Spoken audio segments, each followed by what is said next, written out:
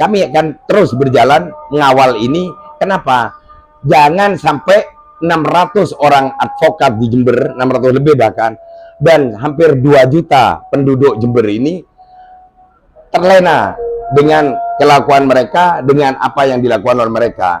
Tapi kami berharap betul-betul menjadi seorang father berada di Jember ini. Itulah, jadi pemimpin, imam di Jember ini. Sehingga dalam menjadi imam harus betul-betul dilalui dengan benar dan baik. Assalamualaikum warahmatullahi wabarakatuh. Salam sejahtera untuk semuanya. Lukman Republik hadir kembali dengan sebuah informasi dari dunia politik dan hukum, yaitu wawancara khusus ngobrol santai Lukman Republik bersama advokat senior Bapak Haji Ahmad Khairul Farid SISHMH tentang perlunya keteladanan dari bakal calon Bupati Jember yang harus mentaati aturan hukum.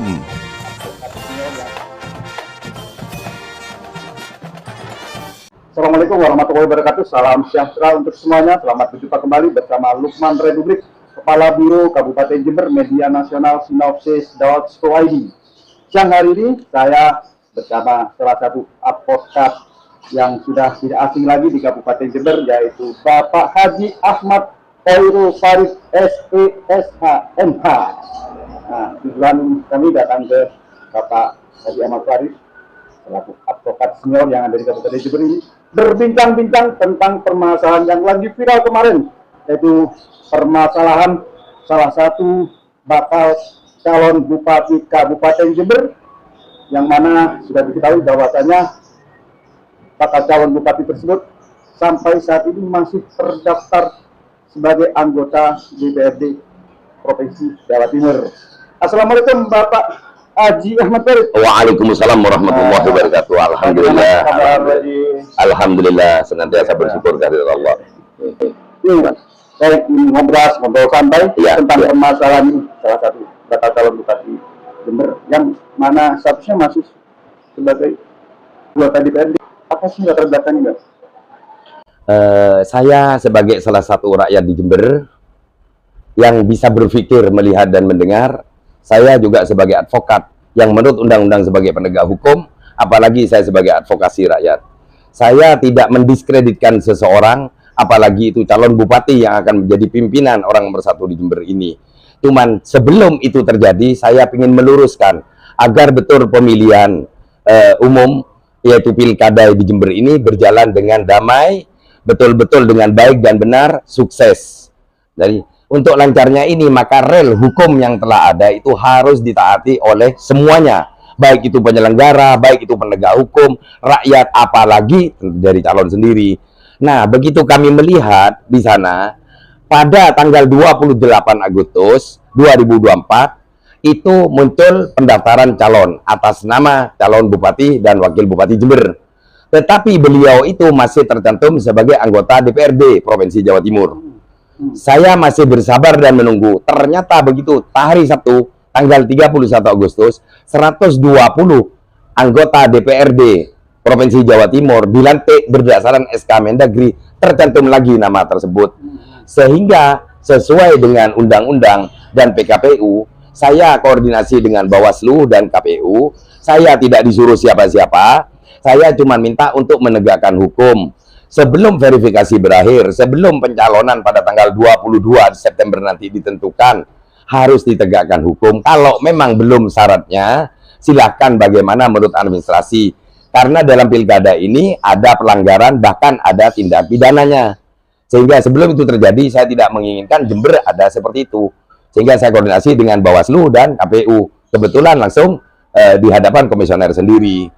Jadi dalam hal ini tegas mengatakan, ini masih tahapan pertama. Tahapan selanjutnya, karena nanti apabila pada saatnya petahana atau incumbent ini betul mencalonkan sesuai dengan verifikasi dan penetapan, pada saat kampanye atau pada saat yang ditentukan berdasarkan peraturan, harus cuti, harus. Apabila tidak, saya akan bersuara juga. Karena saya berada sebagai advokat penegak hukum, tidak memilih yang mana dalam hal ini, saya menegakkan hukum.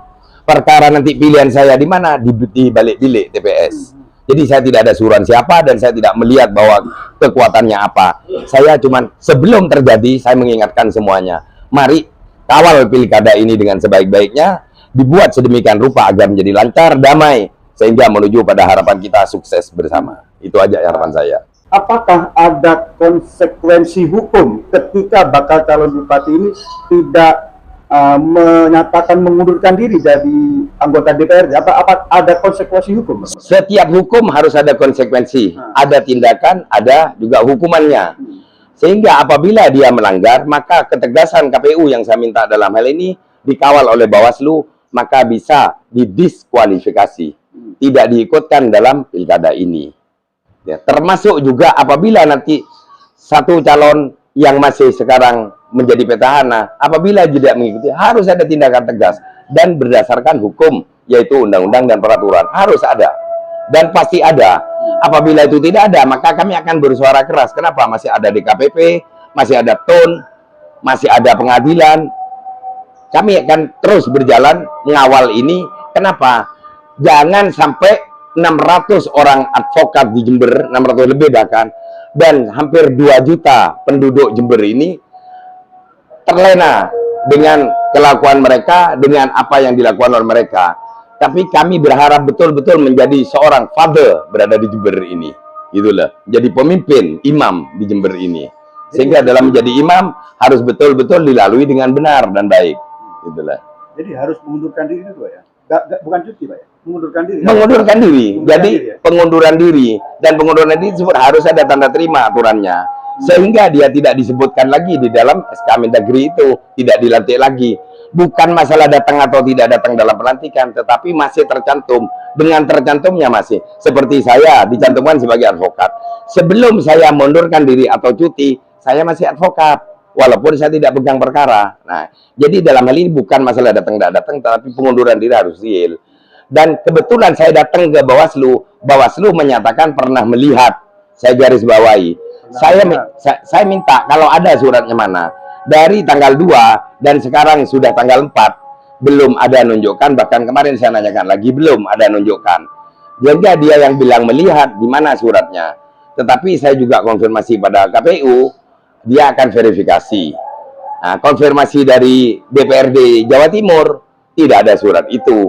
Sehingga muncullah SK Mendagri. Makanya dalam hal ini marilah kita kembali pada rel. Hukum harus tegak. Dan tidak ada itu siapa, karena equality before the law, berkedudukan sama di hadapan hukum. Saya pun punya hak untuk berpendapat dilindungi oleh undang-undang. Gitu. Dari saya, iya, tetap jaga kondusivitas dari Jember, Kabupaten Jember agar menjadi pioner, bukan hanya di Jawa Timur, bahkan nasional. Pelaksanaan ini betul-betul kita jaga bersama, kita kawal bersama agar sukses, lancar, aman, dan damai. Gitu. Demikian acara Ngobras, ngobrol santai tentang permasalahan pilkada yang ada di Kabupaten Jember bersama advokat senior yang ada di Kabupaten Jember, yaitu Bapak Haji Ahmad Khairul Farid SE SH MH. Sampai jumpa lagi dengan informasi yang lain. Wassalamualaikum warahmatullahi wabarakatuh. Waalaikumsalam semuanya. Matur nuwun. Demikian informasi Lukman Republik. Sampai jumpa lagi dengan informasi yang lain. Jangan lupa dulur-dulur like, comment, and subscribe. Matur nuwun. Assalamualaikum warahmatullahi wabarakatuh. Salam sejahtera untuk semuanya. Sampai jumpa lagi.